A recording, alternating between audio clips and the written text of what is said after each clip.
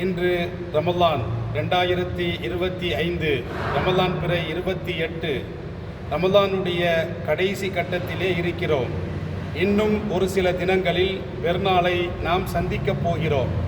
அப்போ பெருநாளைக்கு முன்பதாக நாம் நோட்ச நோன்புகளுக்கு நாம் வைத்த நோன்புகளில் ஏதேனும் தவறுகள், பிழைகள், பாவங்கள் நிகழ்ந்து விட்டது என்று சொன்னால் அந்த பிழைகளை, அந்த தவறுகளை, அந்த பாவங்களை நிவர்த்தி செய்வதுதான் ஜகாத்துல் ஃபித்ர், நோன்பு பெருநாள் தர்மம், நோன்பு பெருநாள் அறதானியம் என்று சொல்லப்படுகிறது.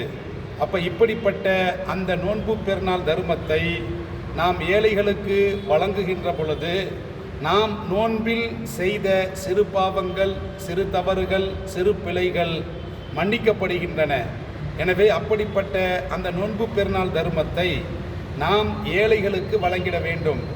ஸல்லல்லாஹு அலைஹி வஸல்லம் அவர்கள் அறிவிக்கக்கூடிய ஒரு செய்தி, இப்னு உமர் ரலியல்லாஹு அன்ஹுமா அவர்கள் தெரிவிப்பார்கள், ஸல்லல்லாஹு அலைஹி வஸல்லம் அவர்கள் நோன்பு பெருநாள் தர்மத்தை அடிமை, சுதந்திரமானவர், ஆண், பெண், பெரியவர், சிறியவர் யாவருக்கும் தலா ஒரு நபருக்கு ஒரு சா பேரிச்சம்பழத்தையோ ஒரு சா தொழிற்கோதுமையையோ நபி ஸல்லல்லாஹு அலைஹி வஸல்லம் அவர்கள் நோன்பு பெருநாள் தர்மத்தை நிர்ணயித்தார்கள் என்று சொல்லுவார்கள்.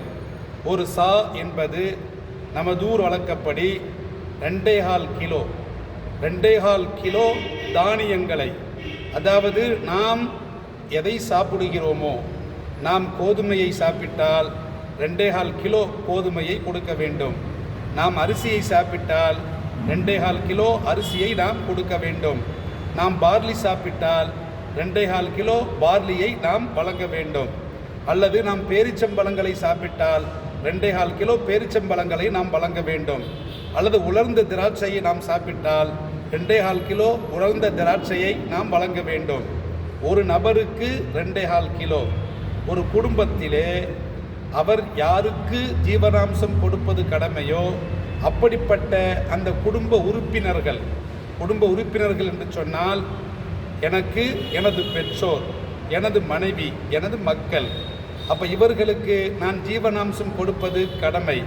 அப்போ இப்படிப்பட்ட எனது குடும்ப உறுப்பினர்கள், எனது தாய் தகப்பன் 2 பேர், நான் ஒருத்தன் 3 பேர், என் மனைவி ஒருத்தி 4 பேர், எனக்கு குழந்தைகள் 6 பேர், அப்படின்னா அப்போ 10 நபர்கள், ஒருத்தருக்கு 2.25 கிலோ என்ற அடிப்படையில் 10 நபர்களுக்கு எவ்வளவு எடை வருகிறதோ அவ்வளவு தானியங்களை நாம் எதை சாப்பிடுகிறோமோ அதையே ஏழைகளுக்கு தர்மமாக வழங்கிட வேண்டும் என்று ஸல்லல்லாஹு அலைஹி வஸல்லம் அவர்கள் சொல்லுவார்கள். சில பேர் என்ன செய்கிறாங்க அப்படின்னா, அரிசியை கொடுக்குறாங்க. 1 ரூபாய்க்கு ரேஷன் கடையில் அரிசியை வாங்கி 2 ரூபாய்க்கு தீட்டி 3 ரூபாய் பெருமான அந்த அரிசியை கணக்கு பண்ணி கொடுக்குறாங்க. அதை கொடுக்கவே கூடாது. இவர் பொன்னி அரிசி சாப்பிடுவார், இவர் ஜீரகச்சம்பா சாப்பிடுவார், இவர் பாசுமதி சாப்பிடுவார். இவர் 150 ரூபா பாசுமதியையோ அல்லது 80 ரூபாய் மதிப்பிலான பொன்னி அரிசியையோ இவர் சாப்பிடுகின்ற பொழுது இவர் நோன்பு பெருநாள் தர்மத்தை இவர் என்ன கொடுக்கிறார்? ரேஷன் அரிசியை கொடுக்கிறாரு. இது கொடுக்கவே கூடாது. இது ஏற்றுக்கொள்ளப்பட மாட்டாது. நாம் எதை சாப்பிடுகின்றோமோ, நாம் குறைந்த அரிசியை சாப்பிட்றோம், 40 ரூபா அரிசியை சாப்பிட்றோம், 50 ரூபா அரிசியை சாப்பிட்றோம், 60 ரூபா அரிசியை சாப்பிட்றோம், அல்லது 40 ரூபாய்க்கு கோதுமை வாங்கி சாப்பிட்றோம். நாம் எந்த ரகத்தில் சாப்பிடுகிறோமோ அந்த ரகத்தில் கணக்கு பண்ணி தலா ஒரு நபருக்கு 2.25 கிலோ அந்த தானியங்களை ஏழைகளுக்கு வழங்கிட வேண்டும் என்று எம்பெருமான் ஸல்லல்லாஹு அலைஹி வஸல்லம் அவர்கள் சொல்லுவார்கள்.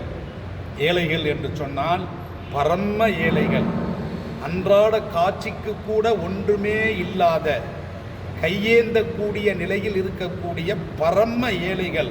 அப்போ இவர்களை பார்த்து நாம் இப்படிப்பட்ட இந்த தானியங்களை, நாம் தானிய அறத்தை கண்டிப்பாக செய்ய வேண்டும். இது எப்போதிருந்து கொடுக்கலாம் அப்படின்னா, நோன்பு 1 ஜகாத்துல் ஃபித்ரை நாம் கொடுக்க ஆரம்பிக்கலாம். அப்போ பெருநாளைக்கு ஓரிரு தினங்களுக்கு முன்னால் கண்டிப்பாக நாம் கொடுத்தே ஆக வேண்டும். எது வரைக்கும் என்று சொன்னால், பெருநாள் தொழுகைக்கு முன்னால் வரைக்கும் கண்டிப்பாக கொடுத்தே ஆக வேண்டும். பெருநாள் தொழுகைக்கு பிறகு நாம் இந்த அறத்தை செய்தால் இந்த நோன்பு பெருநாள் தர்மத்தை வழங்கினால் அது நோன்பு பெருநாள் தர்மமாக ஏற்றுக்கொள்ளப்படாது, அது சாதாரண தர்மமாக ஏற்றுக்கொள்ளப்படும். இப்படி சாதாரண தர்மமாக அது ஏற்றுக்கொள்ளப்பட்டால் நாம் நோன்பு வைத்த நிலையில் நாம் செய்த சிறு தவறுகள், சிறு பாவங்கள் அது பகரமாக அது அமையாது. அதோடு மாத்திரமல்ல, எம்பெருமான் ஸல்லல்லாஹு அலைஹி வஸல்லம் அவர்கள் இந்த ஜக்காத்துல் ஃபித்ரை சொல்லுகின்ற பொழுது இது ஏழைகளுக்கு உணவாகவும் இருக்கிறது. உங்களுடைய வீணான பேச்சுக்களை, வீணான செயல்களை, உங்களுடைய தவறுகளை பரிசுத்தப்படுத்தக்கூடியதாகவும் இருக்கிறது என்று ஸல்லல்லாஹு அலைஹி வஸல்லம் அவர்கள் ஜக்காத்துல் ஃபித்ரை சொன்னார்கள். அப்போ நாம் இதை வழங்கவில்லை என்று சொன்னால் நாம் நமது நோன்பில், நாம் வைத்த நோன்பில் ஏற்பட்ட அந்த சிறு தவறுகள் அது மன்னிக்கப்படாது, அதனால் நோன்பே ஏற்றுக்கொள்ளப்படாது.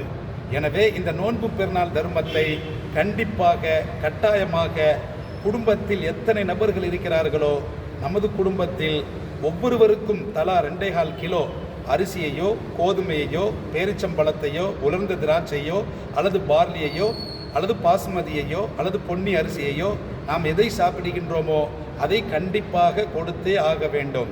உதாரணத்திற்கு சொல்ல வேண்டும் என்று சொன்னால், பெருநாள் தொழுகைக்கு முன்னால் பெருநாள் காலையில் நமக்கு குழந்தை பிறக்கிறது என்று சொன்னால் அந்த குழந்தையையும் லிஸ்ட்டில் கணக்கு பண்ணி சேர்த்து அந்த குழந்தைக்கும் சேர்த்து நாம் ஜக்காத்துல் ஃபித்ரை வழங்க வேண்டும்.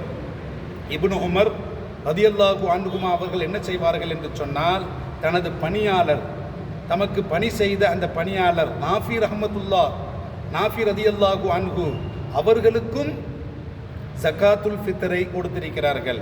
அப்போ தொழிலதிபர்களாக இருக்கக்கூடிய நீங்கள் உங்களுடைய கடைகளில் பணிபுரியக்கூடிய அந்த பணியாளர்களையும் நீங்கள் சேர்த்து, அவர்களையும் லிஸ்ட்டில் சேர்த்து, அப்போ அவர்களுக்கும் சேர்த்து நீங்கள் கொடுத்தால் அது ஏற்றமானது என்பதை இஸ்லாம் தெளிவாக சொல்லி காட்டுகிறது. அதோடு மாத்திரமல்ல, அப்போ ஏழைகள் என்று சொன்னால் அன்றாட காட்சி கூட ஒன்றுமே வழி இல்லாத அந்த பரம ஏழைகளுக்கு கொடுக்க வேண்டும். தேவையில்லாமல் ஒரு ஊரிலிருந்து இன்னொரு ஊருக்கு ஜக்காத்துல் ஃபித்ரை அது மாற்றக்கூடாது. அதோடு மாத்திரமல்ல, ஜக்காத்துல் ஃபித்ரை காஃபிர்களுக்கு கொடுக்கக்கூடாது, இறை மறுப்பாளர்களுக்கு கொடுக்கக்கூடாது. ஜக்காத்துல் ஃபித்ரை இஸ்லாமியர்களுக்கு மாத்திரம்தான் கொடுக்க வேண்டும். தொழுகைக்கு முன்னால் கண்டிப்பாக நிறைவேற்றியே ஆக வேண்டும் என்று இஸ்லாம் தெளிவாகவே சொல்லி காட்டுகிறது.